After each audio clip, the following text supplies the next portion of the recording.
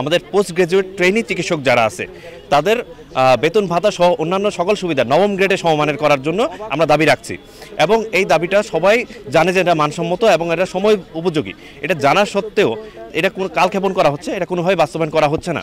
আমরা চাচ্ছি অবিলম্বেই এই দাবিটা জানুয়ারি মাস থেকে কার্যকর করা হোক। এই দাবি নিয়ে আমরা এখানে দাঁড়িয়েছি। আমাদের আজকে কর্মসূচি হচ্ছে কমপ্লিট শাটডাউন এবং মানববন্ধন। আমাদের দেশের যে বেসিক যে সেক্টর স্বাস্থ্য খাত সেটা সামলা হচ্ছে আমাদের পোস্ট গ্রাজুয়েট ট্রেনিং চিকিৎসক এবং ইন্টার্নরা। তা আমরা যদি পোস্ট গ্রাজুয়েট এবং ট্রেনিং চিকিৎসকদেরকে তাদের যে যোগ্যতম সম্মানী বা যোগ্যতম ভাতা এটা না দিয়ে তাদেরকে অন্ধকারে রেখে দিই, এদেশের স্বাস্থ্য খাত কখনো আগায় যেতে পারে না। এটা আমাদের একটা ন্যায্য দাবি এবং এই দাবির পেছনে আসলে আমাদের প্রত্যেকটা চিকিৎসক যারা আমরা এই পেশার সাথে জড়িত আছে সবাই মোটামুটি একাত্মতা ঘোষণা করেছি।